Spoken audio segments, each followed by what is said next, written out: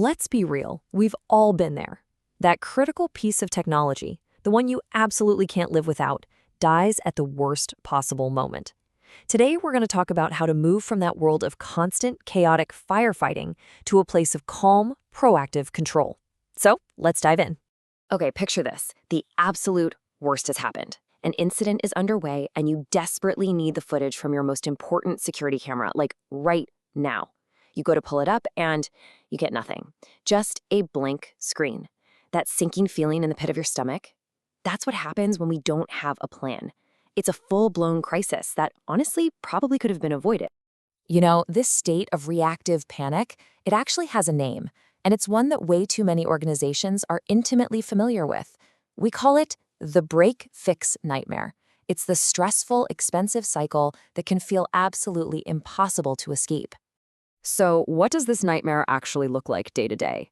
Well, it's a vicious cycle, right? A system breaks down, which means everything just grinds to a halt. Suddenly you're scrambling, you're on the phone, and you're paying premium emergency rates just to get someone to come out and fix it. You're basically trapped in a loop of just reacting, never planning. And the cost, it's not just in dollars, it's the constant stress and the total uncertainty of it all. So how in the world do we break free from this cycle? How do we wake up from the nightmare? Well, it all boils down to a single, fundamental choice you have to make in how you approach maintenance. There are really two different paths you can take, and believe me, they have dramatically different outcomes. On one side, you have corrective maintenance. This is the classic, if it ain't broke, don't fix it way of thinking. And look, the appeal is obvious. You don't spend a dime until something actually fails. But the downside? It's huge. We're talking unpredictable chaos and those crippling emergency repair bills. But on the other side, you have preventive maintenance. This is the proactive approach. We're talking scheduled checkups, regular cleanings, testing, all designed to stop problems before they can even start. And here is the absolutely crucial takeaway from all this. The industry data is crystal clear. While preventative maintenance does require an upfront investment, it is almost always cheaper in the long run. Seriously, think of it just like changing the oil in your car.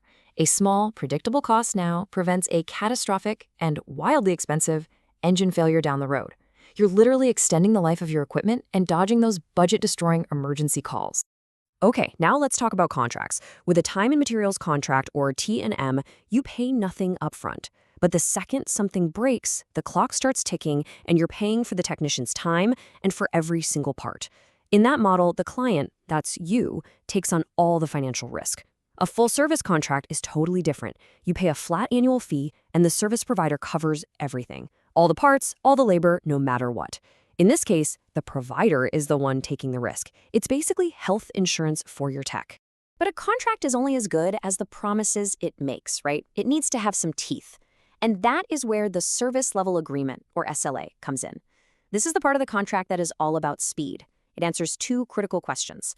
One, how fast will a technician be on site? That's your response time. And two, how fast will the problem actually be solved? That's your resolution time. For any piece of gear that you actually care about, you need these guarantees in black and white.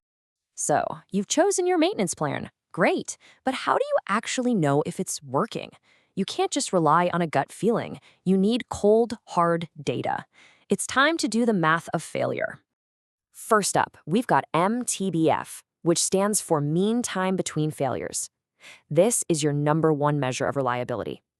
Think of it like this. If one brand of camera works for an average of 1,000 hours and another works for 10,000 hours, that second one has a much, much higher MTBF. You want this number to be as high as possible. It's that simple. Now, the other side of that coin is MTTR, or mean time to repair. When something does break, how long does it stay broken?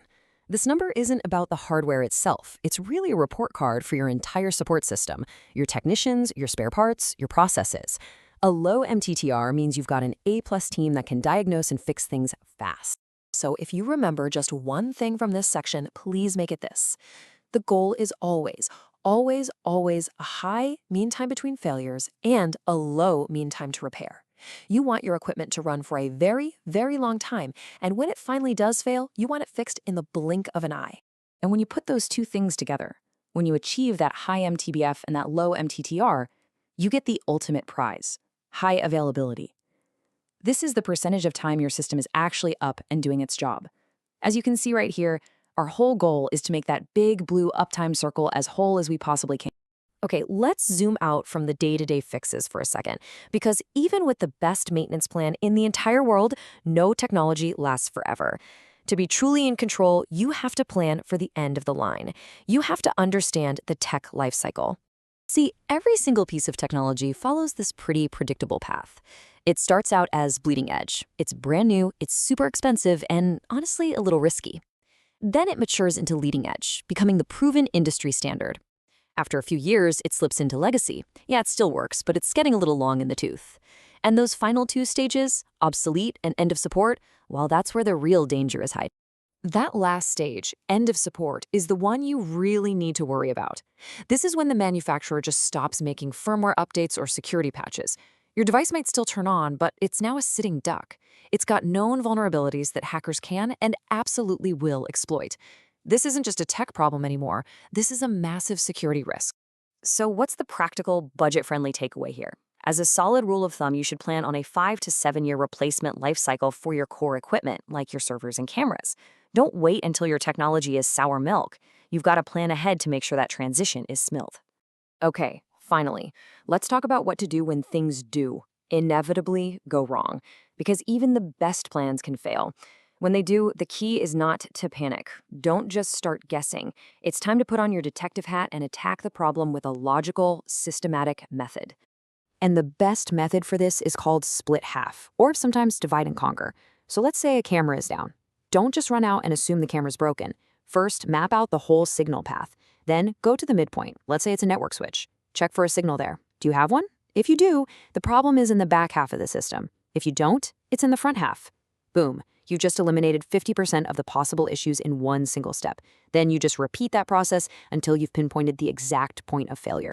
And this all leads to our final and maybe most important rule of troubleshooting. Don't just fix the symptom. You have to find the root cause. If a fuse blows, just replacing the fuse is fixing the symptom. It's just going to blow again. Finding the short circuit in the wiring that's causing the fuse to blow, now that is fixing the root cause. It's the difference between a temporary patch and a real permanent solution. So I'll leave you with this one question to think about. Is your technology aging like a fine wine, or is it more like sour milk? With a proactive plan for maintenance, for measurement, and for replacement, you can make sure your systems are there for you, reliably for years and years to come. But without one, well, you're just waiting for the next disaster. The choice really is yours.